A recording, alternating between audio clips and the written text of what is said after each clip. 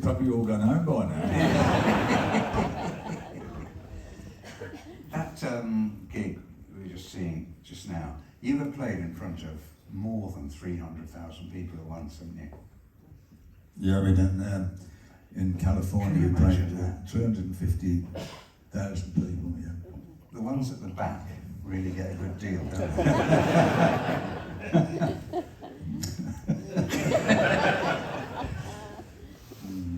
Yeah, okay.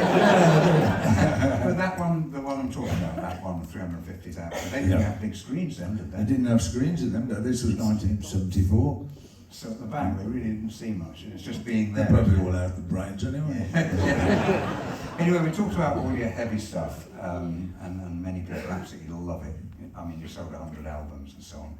And then Sold 100 albums. 100 million. There is a difference.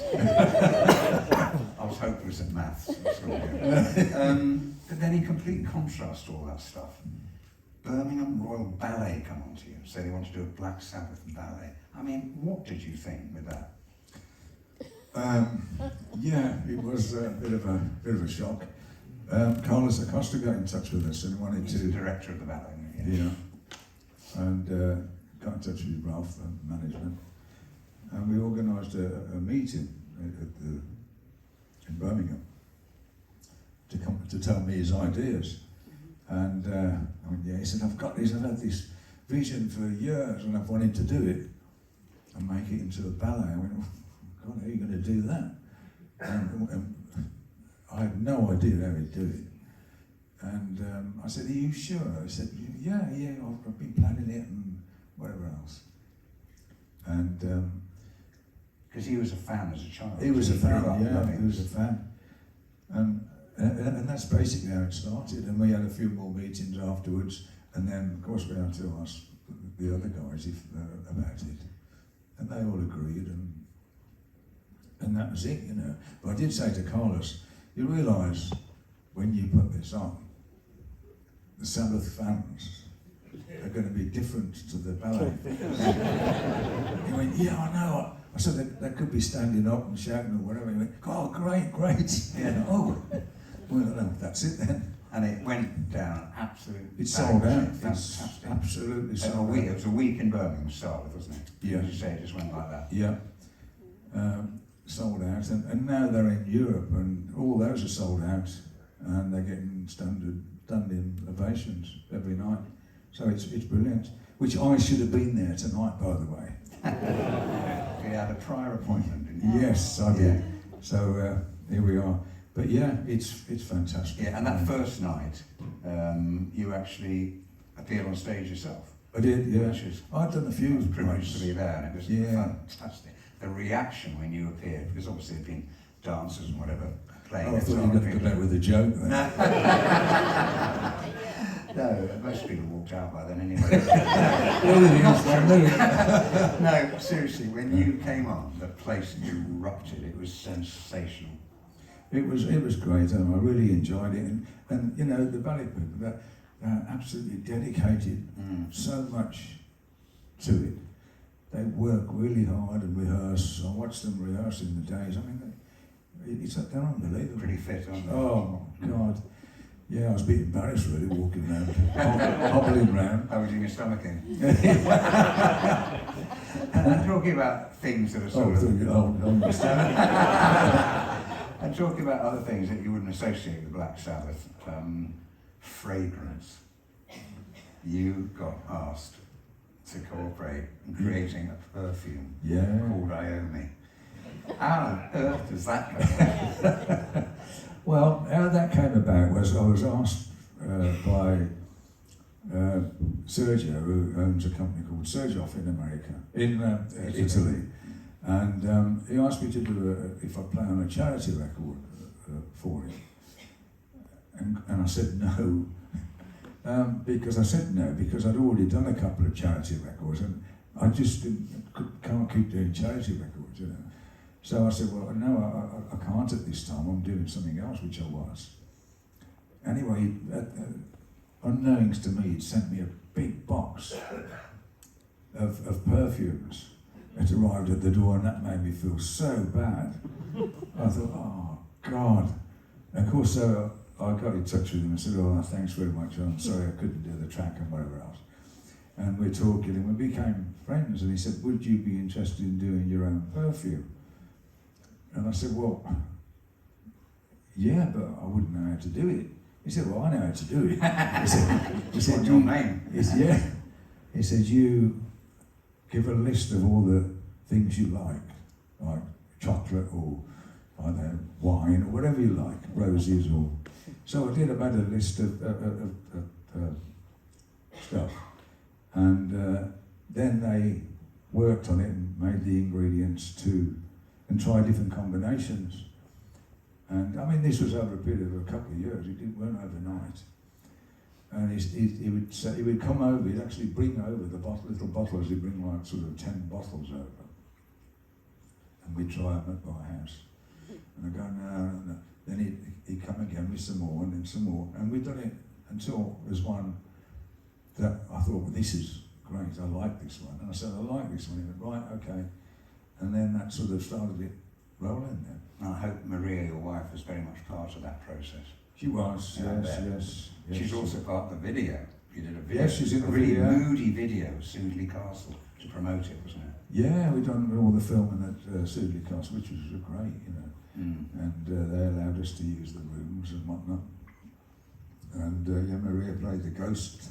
She walks through a door, and it was quite good. And in fact, he's making more perfumes, isn't he? You're sort of cooperating again. Yeah, we've got a second perfume coming out soon. Harrods have already got it. That's the only place you could get it was Harrods, Selfridges, and Lidl. I don't know why I'm friends with you.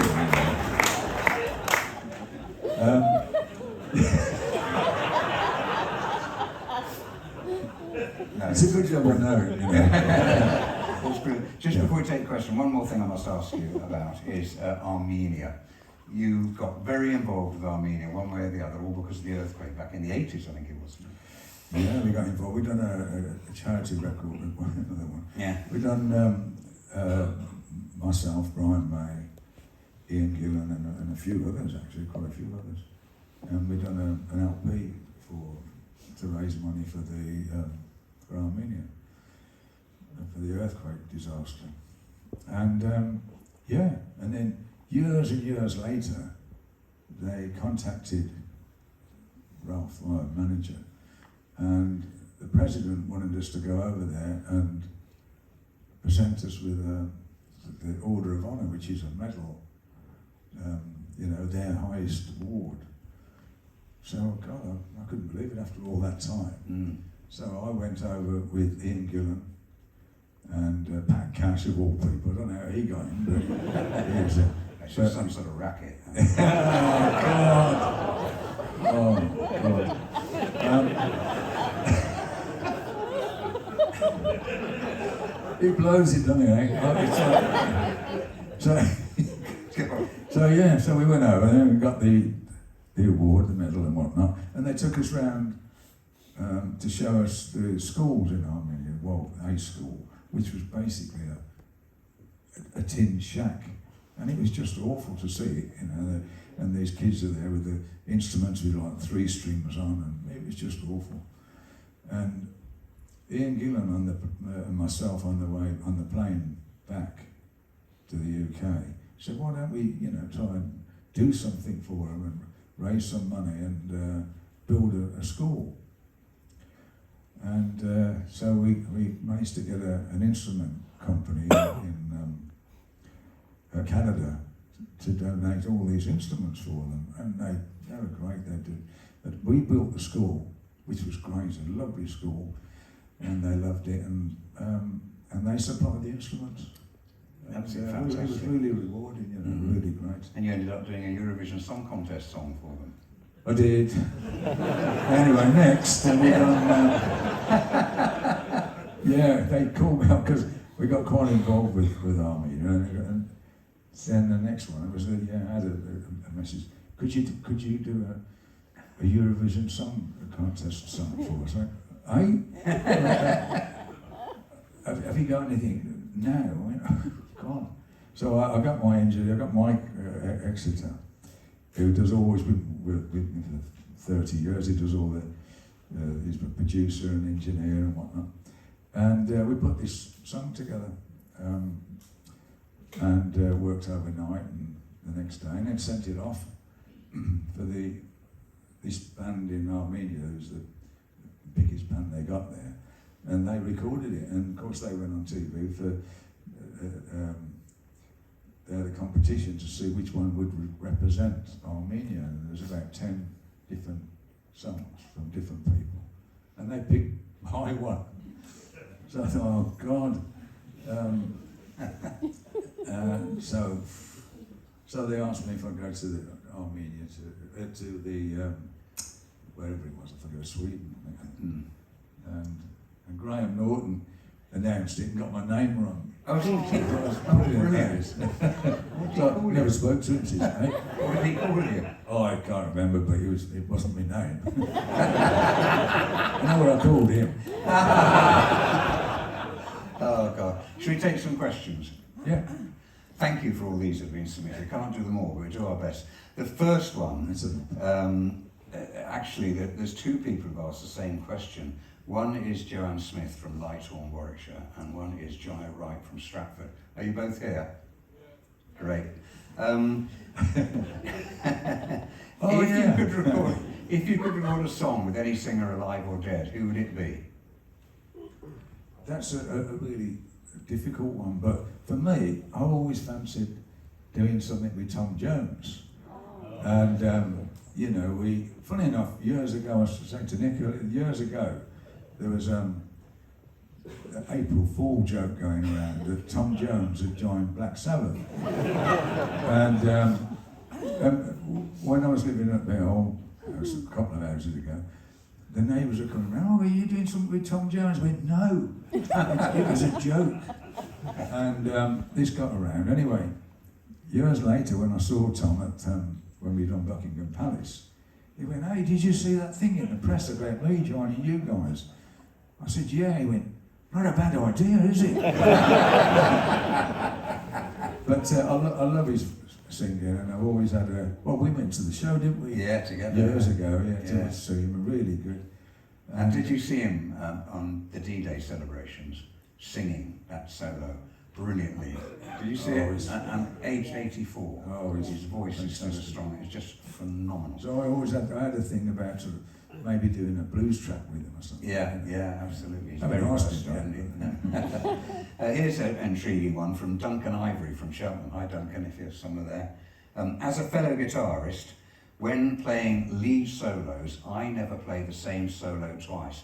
Every time it reflects how I feel in the moment. Do you always play your solos the same, or do you gauge the audience's mood along with how you are feeling and play every solo slightly different?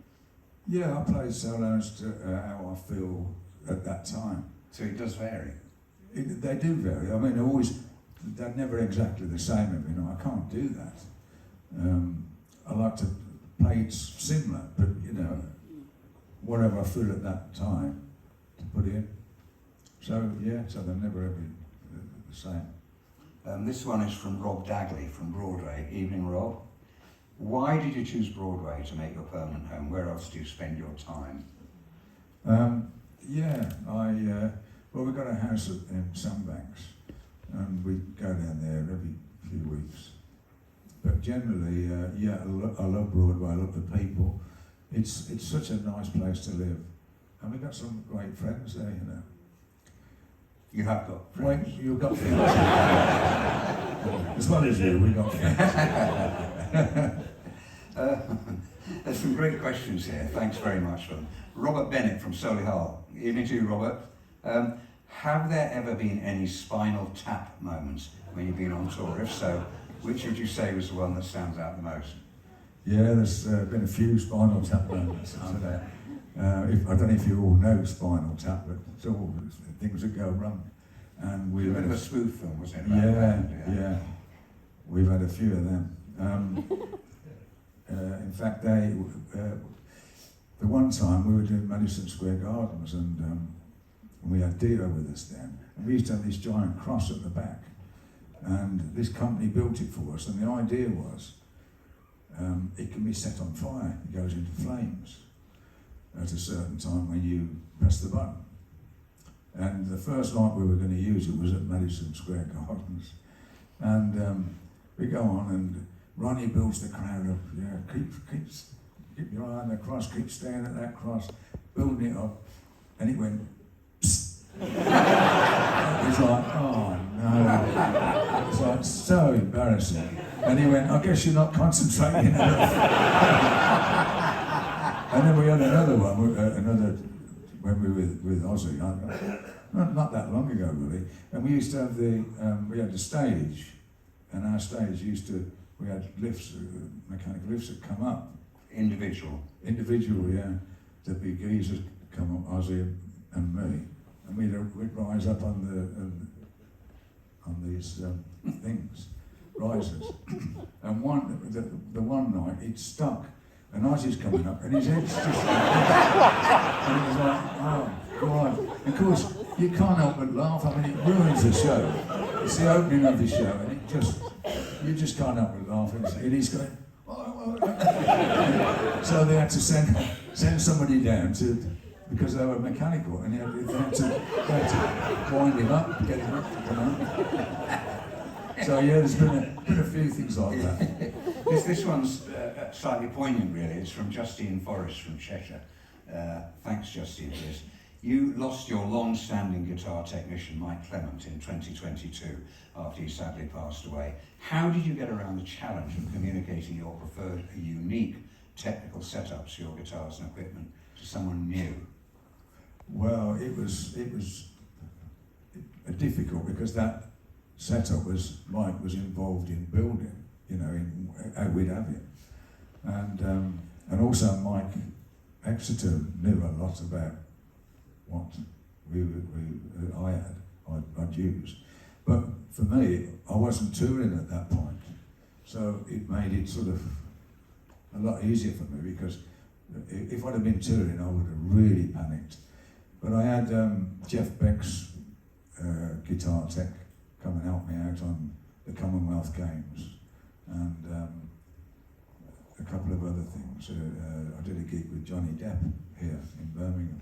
In Birmingham.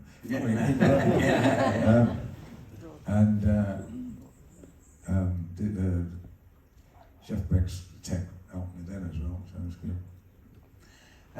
This is going back a bit. I don't know whether you'll be able to remember, it's quite a long time ago, What are your recollections of the shop and pub in Park Lane and Burlington Street School? I have very fond memories of those times and wonder what your thoughts of that time are. And that's from Eve Brooks, who now lives in Cleobury Mortimer. Hi, Eve. Hi. Are you there? You didn't live in the pub, did you? I remember you. As Frank Highfield used to say. I remember you. I walked to school. Have you got any secrets, Eve? So what are your recollections of the shop and the pub? Yeah, I mean, I do remember the shop and the pub, because the pub was right sort of a big pub. And I remember Eve. And yeah, it was good days, really, Quite tough though, weren't they? Yeah. I mean, you had to look after yourself. Yeah, you did. Didn't you sort of train yourself up a bit to I be able did, to find yeah. people off if necessary? I did. I used to do karate every 3 or 4 weeks, days a week. And then I went to judo and boxing. It was all that before I started getting involved musically. So that's what I thought I was going to be involved with, is martial arts. And that sort of went out the window when I started playing guitar. And, But did you actually get sort of attacked and bullied and things like that? well, it was, Going to and from school? and yeah, you'd have to, because I used to walk a lot then, so you'd have to walk through an area that wouldn't be where you should be walking, really. You probably remember this then. But Park Lane where we lived was all right. I mean, all the night they used to leave the doors open and everything in them days. I mean, it certainly wouldn't happen now, would it? And everything was in black and white, wasn't it? Yeah. Listen, you're the same age, so I was just saying. People who stood a doorstep in at night and things like that. Here we go. This is from Kathy Sutton, also from Broadway. Hello, Kathy. Do you think that all the iconic guitar riffs have now been done? Or do you think there is some more to come? And how hard or easy is it to come up with a new riff? Of all the people to ask, you're the best. Oh. The Riffmeister. I mean, yes. I mean, I come up with a lot of different riffs. Whether they're any good or not is another thing. But I've got hundreds of them. So hopefully, yes, they'll keep coming. I don't see that dying off. Yeah, but in my sort of layman's way, I often wonder if all the tunes have now been created, and you can't, I wonder how people come up with new songs. Well, wait for AI, you'll see something. Yeah, well, yeah, that's true. Thanks very much for that, Kathy. Here's one from Rachel Jones in Ledbury. Hi, Rachel. Rachel. We've heard rumours about a new solo album coming soon. Can you confirm this, please, and give any details? Yes, Brian May's doing a solo album. Yes, I am working on a solo album. I don't know exactly what it's going to be yet, as far as if I'm having vocals on it or it's going to be instrumental. So, but I've got quite a lot of tracks together now, and we've been working we work a couple of days a week, Mike Exeter and myself, and he plays the keyboards and sorts the drum patterns out and whatnot, and plays bass, and I play the odd guitar. But yeah, very odd. Yeah, very odd. Left-handed, and yeah, that's on the cards at the moment. Yeah, is to come up with what we're going to do with them now. We have got a vocalist on it. I won't mention at the moment, but so you have no intention of slowing down. You still want when I die, I probably will. Yeah, good advice. No, But you still I like want to do be it. creating. Yeah, I like to do it, and I enjoy doing it. I wrote a track for Robbie Williams for his next, I think it's going to be his next single, but nobody knows that yet, of course. They do now. This is from Paul Powell in Tewkesbury. Evening, Paul. Hi. Hello, Paul. Somebody's over there going, Yeah. When Dave Walker was hired, when Ozzy left in the late 70s, you wrote some songs, but when Ozzy returned, he refused to sing those songs. What happened to them, or did you use them on other albums? yeah, it was a bloody nightmare actually, because Dave Walker, who was a friend of mine, he was with Fleetwood Mac, and then he was with a band called Savile Brown, and I asked him to come, when Ozzy left, I asked him to come and have a go with us, and we wrote some songs and whatnot, and then of course Ozzy wanted to come back, so I was like, oh God. So when he come back, he didn't want to wouldn't sing any of the stuff we'd written, so it was really awkward, because we were I'd booked the studio in Toronto to go and record it, and we had no songs basically, so we had to hire a cinema in Toronto and rehearse there in the afternoon, in the morning I mean, and put stuff together, so it was really, really difficult. And Bill sang one of the songs that we had, called Swinging the Chain. Bill sang it. And another one we had, Ozzy wouldn't sing it, so we put some sax players on it. So, yeah. So Ozzy was being a bit arsey. he just wasn't involved in it, so he wouldn't want to do it. Let's have this one from James Bessie from Stratford-on-Avon. Evening, James. Do you think the modern pressure of social media and the immediacy of reporting means the lifestyles and antics of the 70s rock bands will never be repeated? Oh, it certainly won't be repeated. Certainly won't be repeated by us. Yeah, it was wild times, and you know, the times of, you've obviously heard all the stuff of people throwing TVs out the window and all the rest of the stuff, and we actually had a couple of times like that. Well, quite a few really. One of them, we stayed at the Chateau Marmont in Los Angeles, and we all had suites, I mean big suites, lovely rooms, and we got in, and I went to Bill's room and said, just to go and say, see if you wanted to go out for a walk or wherever it was. And he went, oh, I said, how's your room, Bill? He went, oh, I don't like it, I don't like those pictures on the wall.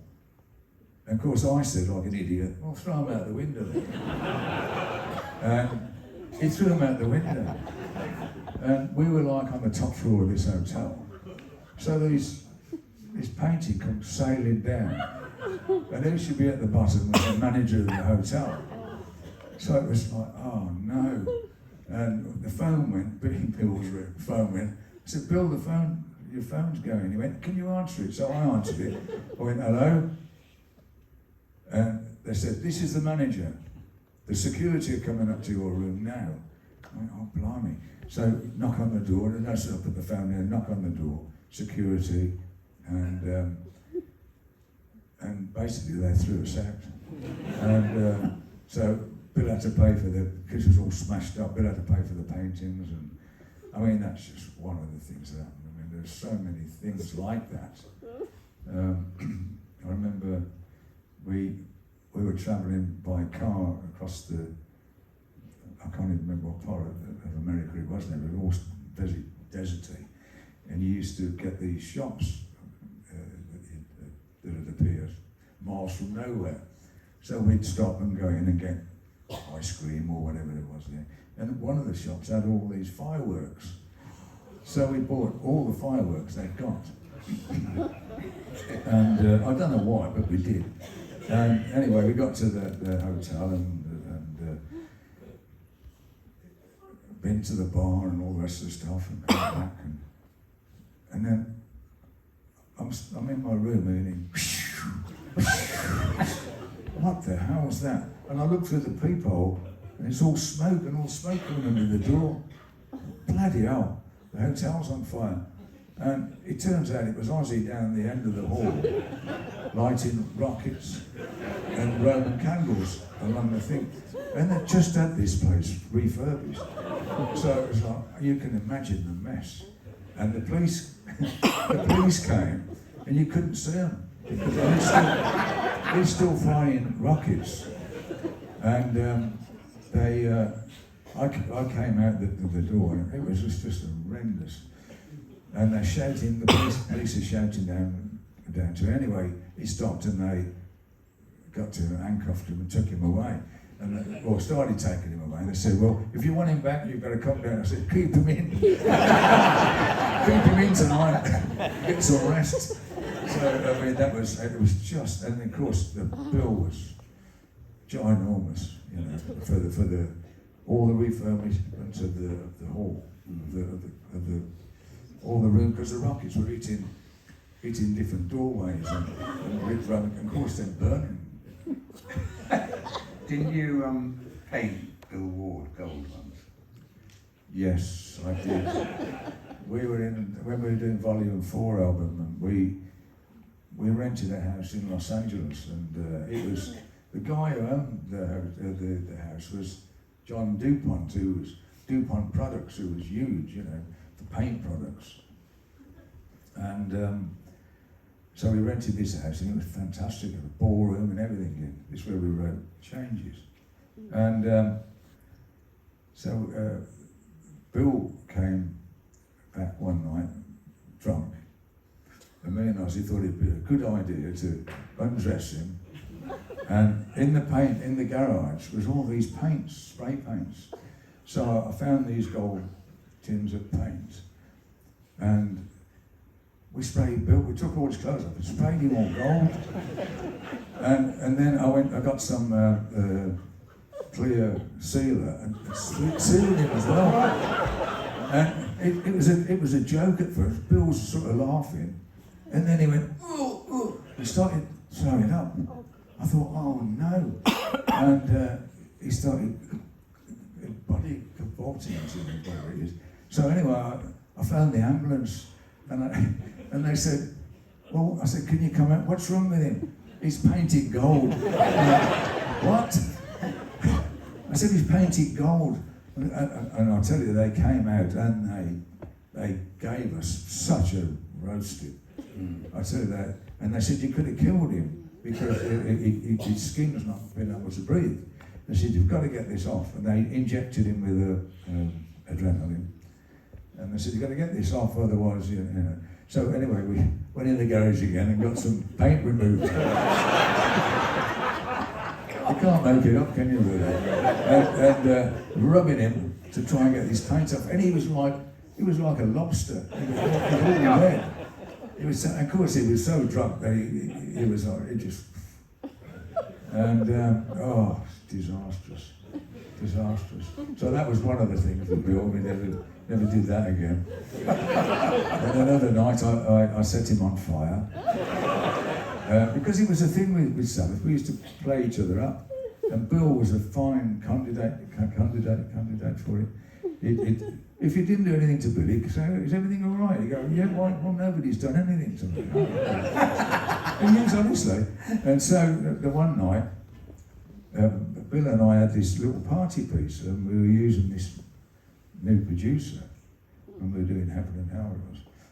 And he was a bit nervous about us because of the name, and he heard all these reputations and stuff.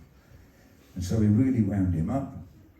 And Bill and I had this joke we used to play where you spray this rubbing alcohol on you, and it burns off. You can burn it off, and it don't hurt you. We started doing this in front of this producer, Martin Birch, and I tipped all this bottle full of alcohol on him, and another bottle, and I lit him, and he went woof like this, like a bomb. And he was rolling on the floor, and I thought he was part of the joke. So I'm still pouring other stuff on him. And oh man, and Martin he couldn't believe it. And anyway, we had to phone the ambulance. And he got 3rd-degree burns. And, oh my God, it was terrible. And his mum phoned me up and said, you balmy bastard, it's about time you grew up. You are a great friend, aren't you? Well, it was a thing between the two of us, you know, we did it. Let's have another question. This is from Mike Barrington in Broadway. Evening, Mike. Hi. My favourite Black Sabbath album is Heaven and Hell, recorded with the late and very great Ronnie James Dio. What are your overriding memories of recording this album? Your first without Ozzy in the band. Yeah, great. I mean, it was for us. It was a challenge because after Ozzy, we knew with Ozzy we could play. It sort of lost its spark a bit because we had no. You wanted some drive, something to boost it a bit, and Ozzy wasn't into it anymore. And when he went, sort of thing, at that time, and then we had Ronnie. He brought in new blood, and Ronnie was really good to work with, and it started a new thing altogether for us, because we had to prove ourselves again, and make it so, you know, work on an album and get everybody to believe in it, which was difficult after such a successful lineup. To replace somebody, especially the singer, very, very difficult. So with Ronnie, we had him, and we had to build it up and build the whole thing. And I remember our manager at the time, who was Sharon's father, Don Arden. Don Arden, who was a ruthless chap, got a bit of an Al Capone. Yeah, and I interviewed him a few times. He terrified me. Yeah, he did. Back in the 80s. Yeah, he did. He terrified a lot of people. But anyway, it was always me to go to the office and talk to him. And I said, well, you know, about Ozzy's gone and whatnot. And I said, we got this other singer now. And Dio. Anyway, he met with him and he said to me, you can't have a midget singing from Black Sabbath. He was only about, what was he, 5'3", yeah. And, God. I said, well, it's about his voice. He's a great singer. This is great. No. You've got to get Ozzy back. So, Ozzy doesn't want to come back. He wasn't capable. He was out of it at that time. And so that's basically what happened. We Heaven and Hell became something that made us work, so I remember that very well. And we ended up, we were doing it, started off in LA, and then of course Don Arden wanted to disown us because we got Ronnie. Did you really call him a midget? He called him a midget, yeah, in front of him. And so it didn't go down well at all. And so basically, the house we were renting at the time, all the furniture started disappearing because we'd hired all the furniture and everything, or they'd hired it for us. And so we thought, God, we've got to get out of Los Angeles. And so we went to Miami and stayed at Barry Gibbs' house for about six or 8 weeks. And Barry was recording in Florida. And so we had the studio next door. So it was great.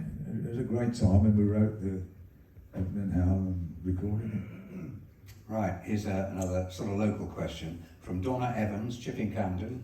Hi, Donna. Hello. How did you blend a rock and roll lifestyle into a sleepy Cotswold village? Do your neighbours appreciate war pigs, or, wait for it, are they a bit paranoid? Oh, God. Back of the net. Well, there's probably a few you can ask. No, I think everybody Broadway, I mean, all the neighbours are just fabulous, and they really respect your privacy as well, you know. I've said it now, haven't I? And no, they really are great. And it's almost like you're shielded by... Before we moved to Broadway, the house we had before was a lot of land, and it was had a long driveway and gates, and you didn't see anybody, you know. Well, you remember the old days. And so it's completely different. I mean, if you wanted to go to the shops there, you had to get in a car and go there. But here in Broadway, it's great. You can walk down to the village, and you know, it's great. I like it. Beautiful place, isn't it? They're all going to throw me out. Beautiful part of the world, yeah. I'm amazed they have you. But anyway, this is another sort of on a bit of a theme. Chris Rose from Evesham. Hi, Chris. Who do you rate as the better singer, Ronnie James Dio or Ozzy in the Black Sabbath days? It's a killer, isn't it? Yeah. Killer. You come up with them, don't you? No, I mean, there's two. Ozzy's in his world and in our world from the off. Great was great for the band, really great. So there was no. That's why when we had Ronnie, I wanted somebody very different to Ozzy, because there's not another Ozzy. There's only one Ozzy, and so they're both really good in their own right. Ozzy's a good performer as far as entertainer, really, where Ronnie was more of a operatic type vocalist, very perfect at pitch, and you know, great. So there's, I wouldn't put them against each other. You know. No, just so different. Yeah.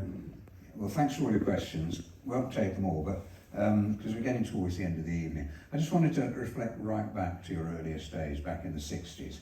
There was a real explosion of music in Birmingham and the wider West Midlands. The stuff going on, the bands.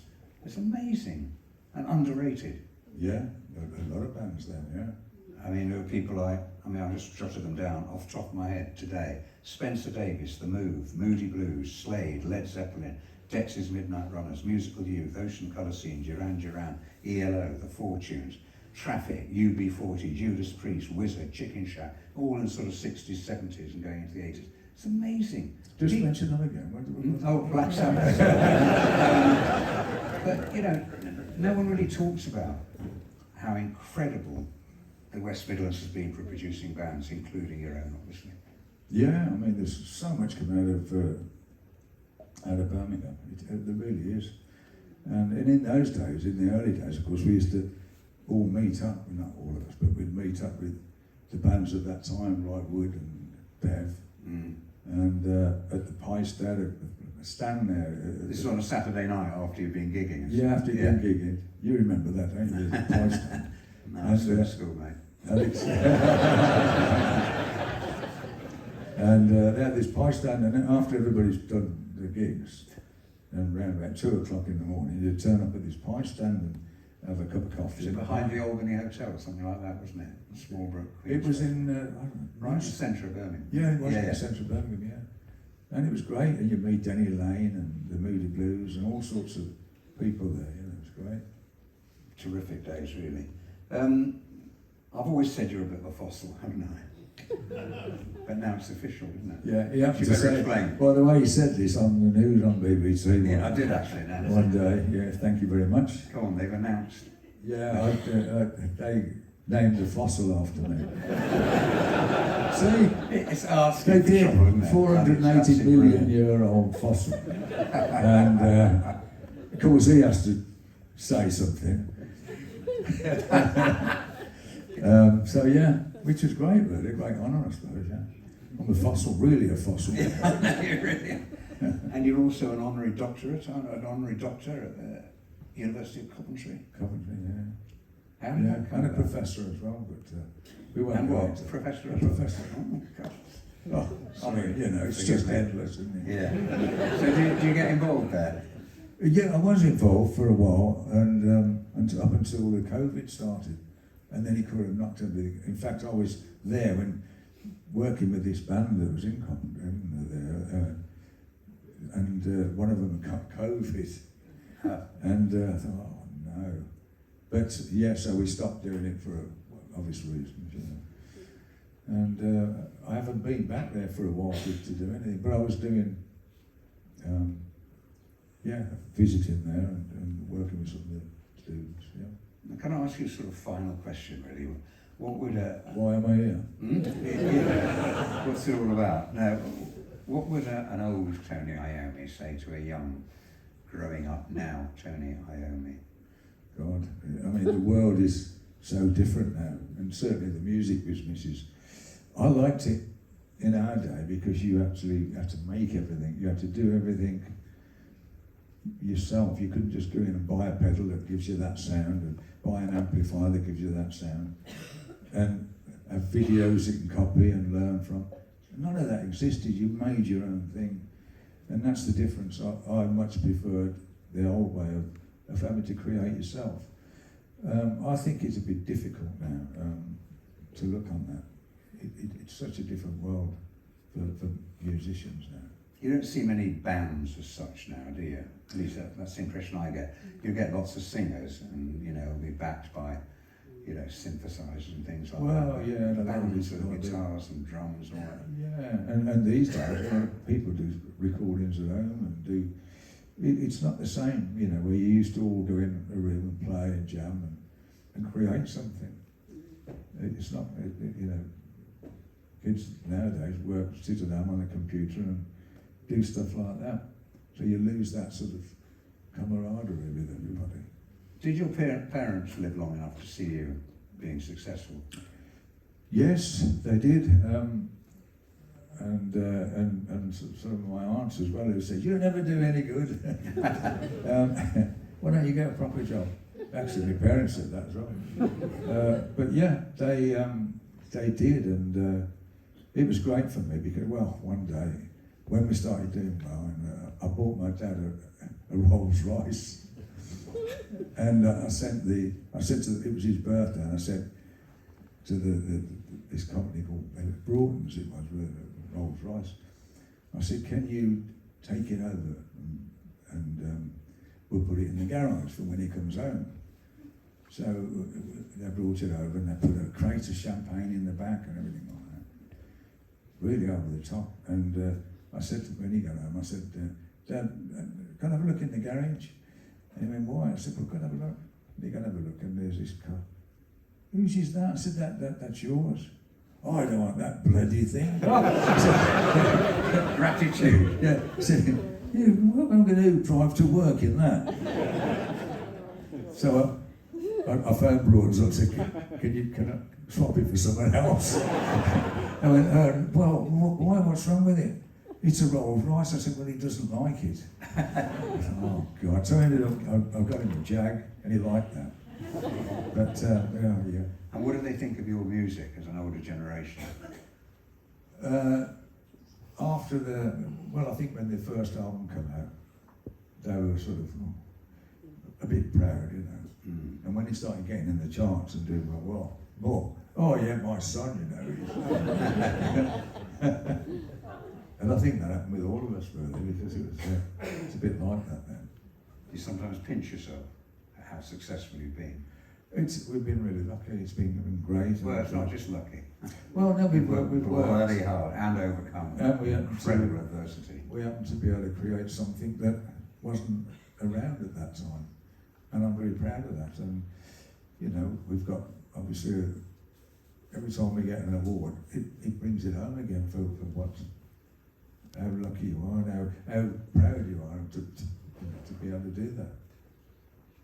Great note to end on. Ladies and gentlemen, Tony Iommi.